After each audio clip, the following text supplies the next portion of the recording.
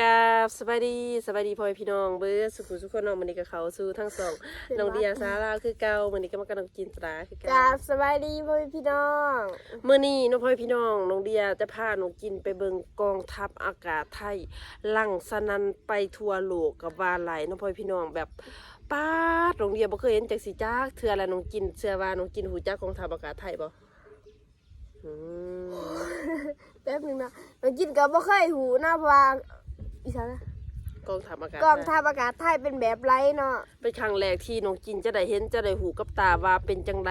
เครื่องบินมีกี่ลำแล้วแต่ละลำราคาหลายล้านบาทเลยทีเดียวเนาะพ่อแม่พี่น้องป้าดสุดยอดไปเลยก่อนอื่นน้องเดียก็ต้องกราบขออนุญาตทั้งเจ้าของสองเนาะคุณพิมพ์เนาะพ่อแม่พี่น้องที่น้องเดียจะนำคลิปนี้มาดีแอคชั่นต่อเนาะถ้าเกิดว่าน้องเดียก็ต้องกินว่าผิดประการใดก็ต้องกราบขอโทษขออภัยไปยังพ่อแม่พี่น้องฟังไทยแล้วก็ FC ทุกท่านแล้วก็เจ้าของสองน้ำเด้อป่ะตอนนี้ไปรับชมคลิปวิดีโอกันเลยเนาะเพราะว่าน้องกินใจหอนเด้อป่ะให้โลกรู้มีเครื่องบินเท่าไหร่ขนมาโซให้หมดเลยมัน Amazing สุดๆทุกคนใกล้จะถึงวันแล้วกับวันครบรอบกองทัพอากาศไทยครบรอบ88ปีจัดโค้ดยิ่งใหญ่มีหลายประเทศเข้ามาโซเครื่องบินนะทุกคนเพราะว่างานนี้นะหลายคนอาจจะฮู้แล้วบอกว่าจัดขึ้นระหว่างวันที่7ที่8กับอย่างอีกมือเดียวนะมือพรุ่งนี้ก็เป็นวันที่6แล้วมือถัดไปก็จะเป็นวันจริงแล้วทุกคนมือนี้พ่อพิมพ์ก็ไปเจอการฝึกซ้อมใหญ่ใหญ่จริงๆทุกคนจัดเต็มทุกลำกันเลยทั้งเครื่องบินรบของเมืองไทยแล้วก็เครื่องบินรบของหลายประเทศที่ว่ามาร่วมงานพิธีที่ว่าสำคัญที่สุดของประเทศไทยในครั้งนี้งานประวัติศาสตร์นะทุกคนก่อนจะไปเบิ่งคลิปทุกคนพ่อพิมพ์ยังทึ่งกับหลายเรื่องของเครื่องบินรบประเทศไทยเลยว่าเรื่องของราคาแล้วก็จำนวนเครื่องบินรบรวมทั้งหมดของกองทัพไทยนะมีกี่ลำโอ้โหเยอะมากๆทุกคนเอาไปเบิ่งคลิปกันต่อเลยมาเลยทุกคนนี่แหละคือการฝึกซ้อมใหญ่ของกองทัพอากาศไทยนั่นเองเครื่องบินรบของเมืองไทยก็หลายคนก็คงจะหูจักกันดีอยู่แล้วกับเรื่องของความทันสมัยนะเป็นเครื่องบินรบที่ว่าสุดล้ำไฮเทคทำได้ทุกอย่าง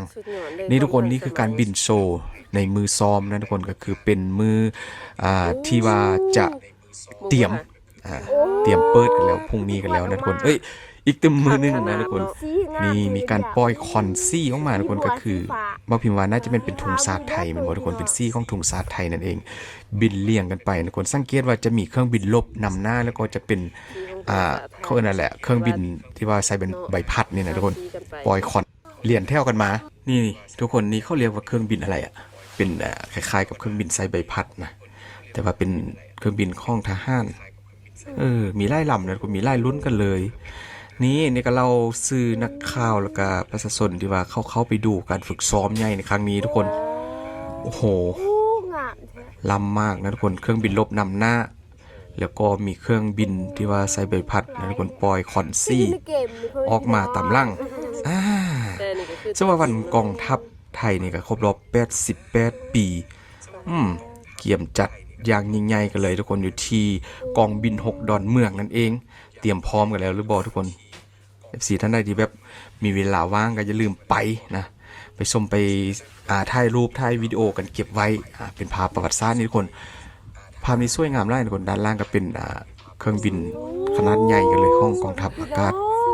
นี่ใหญ่แหงทุกคนไล่แหงแล้วก็นอกจากนั้นนะจะมีเครื่องบินจากหลายประเทศบอกว่าจะเป็นอินเดียจีนแล้วก็อเมริกามาหลายประเทศกันเลยทุกคนตามทุ่งซี่ที่หลายคนเห็นอยู่ในภาพข่าวนั่นแหละนะทุกคนนี่อันนี้ในคลิปก็บอกว่าเป็นเครื่องบินที่ว่าบินของจีนหมดนะที่ว่ามีการปล่อยคอนสีเหลืองนี่ออกมาทุกคนแต่ว่าผิวสังเกตว่าเหมือนกับถุงชาติไทยนะทุกคนนี่คือการบินโซเครื่องบินไอพ่นปล่อยคอนซี่ออกมานี่แหละคือเขี้ยวเล็บข้องเมืองไทยทุกวันนี้เลยลำนี้เลยโหดมากพอโซจริงๆแล้วก็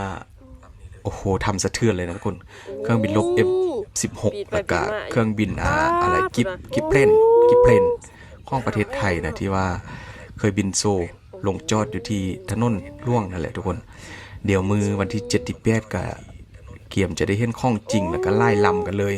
มาเผยส้มความเทนี่คนนี้เขาบอกว่าเป็นเครื่องบินของอินเดียนะอินเดียก็มารวมโซด้วยรวมโซในวันครบรอบกองทัพอากาศไทย88 ปีซึ่งว่ามีหลายอย่างนี่หนอในเซอร์ไพรส์พี่น้องชาวไทยแล้วก็ชาวต่างชาติที่ว่าเข้าไปเบิ่งนะทุกคนเพราะว่าการโซนี่ก็มีไล่แบบกันเลยนี่ทุกคนเครื่องบินอินเดียเครื่องบินรบอินเดียนะก็ยกเป็นสีแดงข้าวก็เป็นรูปทรงที่ก็ต่างกันนะทุกคนอันนี้เป็นเครื่องบินไอพ่นนี่ว่ามันจะมาบินโซหรือบ่เนี่ยที่เขาจะมาปล่อยคอนมาไล่ลำกันเลยทุกคนที่บอพิมพ์ยักษ์ท่ามทุกคนคือเครื่องบินที่ว่าค้นมาจากต่างประเทศบอกว่าจะเป็นจีนอินเดียแล้วก็อีกเต็มหลายประเทศที่ว่าเข้ามาร่วมงานฉลองกองทัพไทยครบรอบ88 ปีนี่เข้าค้นมายังไงทุกคนเครื่องบินหรือว่าเขาบินมาแต่ประเทศเขาเลยบอกหรือว่าเขาต่างใส่เครื่องบินของกองทัพแบบเครื่องบินยักษ์นั่นมานะบอกพอพิมพ์เดี๋ยวคนนี้ข้องเมืองไทยกับเกี่ยมพร้อมไล่ลำกันเลยทุกคนมีเยอะมากนะอันนี้ก็เป็นของจีนโคตรเท่นะทุกคนบอกพิมพ์ยังไงก็สอบเครื่องบินรบของเมืองไทยนี่ทุกคน F16 กับเท่กิฟเพลนกับเท่นี่ทุกคนโอ้โหอันนี้เครื่องบินของจีนนะเกี่ยมที่ว่าจะมาบินโซพาดโพนเครื่องบินพาดโพนในวันที่78นี่ทุกคนว่ะอันนี้เลยเป็นไฮไลท์เครื่องบินรบธงชาติไทยเต็มลำเลยทุกคนว่าพิมพ์5กับฮูนะว่ามีเครื่องบินรบแบบนี้ที่ว่าเขาเพ้นลายเป็นธงชาติไทยหมดทั้งลำกันเลยโอ้โหสุดยอดมากทุกคนนี่จอนใส่รายละเอียดแล้วก็ไอเดียหรือว่าลวดลายของธงชาติไทยแบบแปลกๆดีนะทุกคนเบิ่งแล้วก็ให้สะดุดตาเป็นซีซั่นบนท้องฟ้านี่ทุกคนบินโซสวยมากนะเครื่องบินรบธงชาติไทยลายธงชาติไทยแต่ว่าเห็นมาหลายปีแล้วพอพิมพ์ไปคนบางคลิปก็เห็นมาหลายปีแล้วว่ามีแบบนี้มาแต่พอพิมพ์5ก็ฮู้ว่ามีเครื่องบินรบแบบเป็นลายธงชาติไทยก็ถือว่าเป็นสิ่งใหม่ๆแล้วสำหรับพอพิมพ์เก่าทุกคนนี่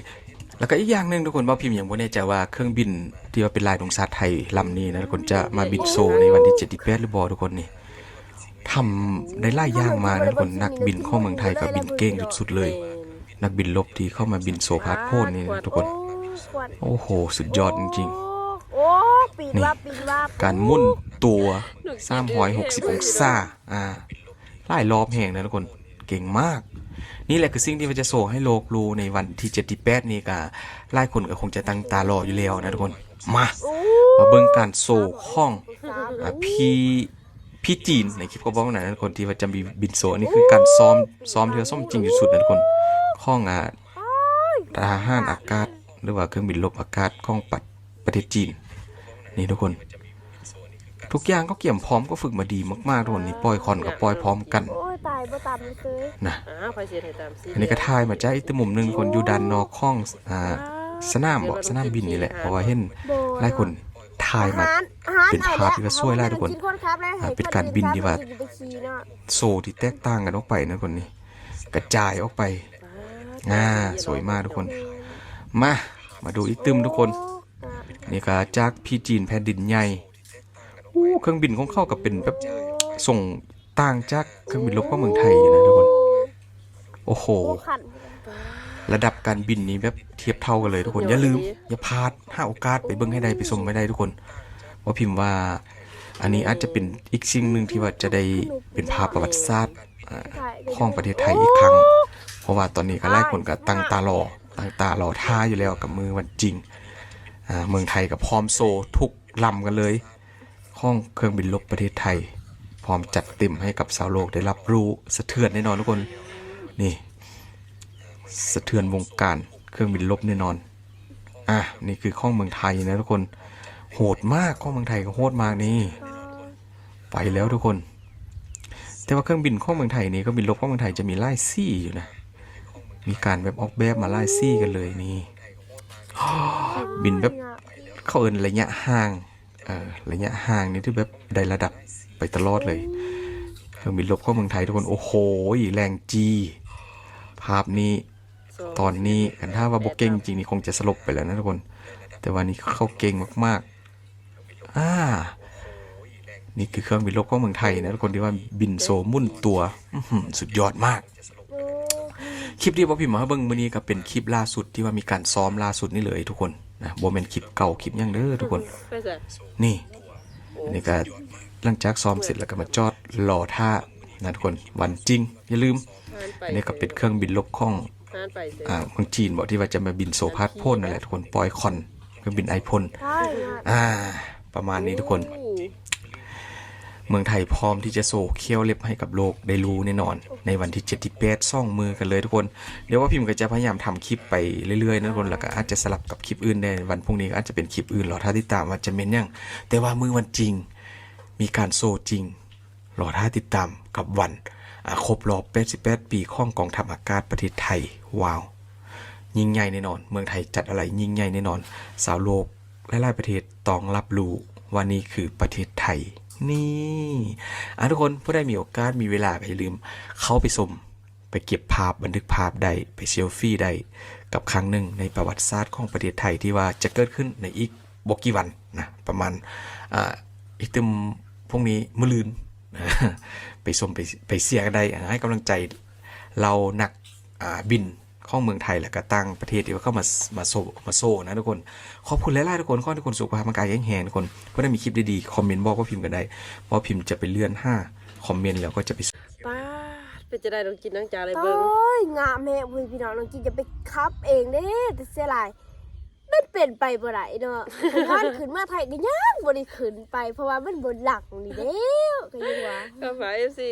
โอ้หลงยินได้เห็นในครั้งแรกนะพ่อพี่น้องกรีดสนั่นเลยเนาะเมื่อหูว่าและเห็นเครื่องบินรบของประเทศไทยแล้วก็ต่างประเทศ ข้างแหละมันสิ เมนที่มากที่สุดก็คือประเทศไทยเนาะโอ้ค่อนข้างสุดยอดแล้วก็ราคาเครื่องบินนี่หลายล้านบาทเลยทีเดียวก็ว่าหลายเนาะโอ้โหสุดยอดไปเลยเนาะพ่อพี่น้องคลิปวิดีโอนี้น้องกินได้เห็นแบบอึ้งแม่นอนน้องกิน แม่นอึ้งแห้งตกใจเบิดว่ามันสิตกลงมาบ่ว่าความไปความมาแล้วพ่อพี่น้อง แต่สิจกไหนจะได้เนาะเพราะว่าผู้เสียสารครับเนาะก็คือ โอ้ ทหารประเทศไทยเนาะก็คือนักรบนั่นเองคลิปวิดีโอนี้น้องเดียก็ต้องขอบคุณคลิปดีๆจากเจ้าของสองเด้อที่จะนำคลิปนี้มารีแอคชั่นต่อเนาะก็ฝากเป็นกำลังใจให้น้องกินตัวลำแล้วก็คนโบราณนี่เด้อพอกันคลิปหน้าพ่อพี่น้องกับสบายดี อีหยังก็มาเถิดน้องกินเบิดเนาะ